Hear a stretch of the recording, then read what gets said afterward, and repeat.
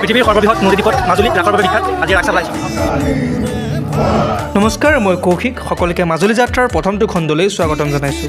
ভগৱতৰ আশীষ লৈ লগৰ 5জনৰ সৈতে আমি আমাৰ যাত্ৰা মাজুলী অভিমুখে আৰম্ভ কৰিছিলোঁ যোৱা 8 নৱেম্বৰ তাৰিখে। দিনজোৰা পথ অতিক্ৰম কৰি ব্যস্ত যান জঁট, সুন্দৰ প্ৰকৃতি তথা শান্ত গাঁৱৰ মাজেদি গৈ আমি উপস্থিত হ'লোগৈ লখিমপুৰ জিলাস্থিত ধূনাগুৰি ঘাটত। আমি গৈ পোৱালে সেইখন ধূনাগুৰি ঘাটৰ পৰা মাজুলী অভিমুখে যোৱা অন্তিমখন ফেৰী আছিলে। গতিকে মাজুলী চোৱাৰ অভিজ্ঞতা বুকুত সামৰি ব্ৰহ্মপুত্ৰৰ বুকু পাৰ হৈ গৈ আমি প্ৰথমতে উপস্থিত হ'লোগৈ উত্তৰ কমলাবাৰী সত্ৰত। কমলাবাৰী সত্ৰত থাকিবলৈ এটা ৰুম লৈ আৰু ফ্ৰেছ হৈ লগতে ওলাই গ'লো মাজুলীৰ বিখ্যাত ৰাস মহোৎসৱ চাব। ৰাস চাবলৈ অহা মানুহৰ আকৌ টোপনিটোহে বেছি। বাৰু একেটা সপোনতে ৰাস চাওক আৰু আপোনালোকে মোৰ লগত ৰাস চাওক, ব'লক।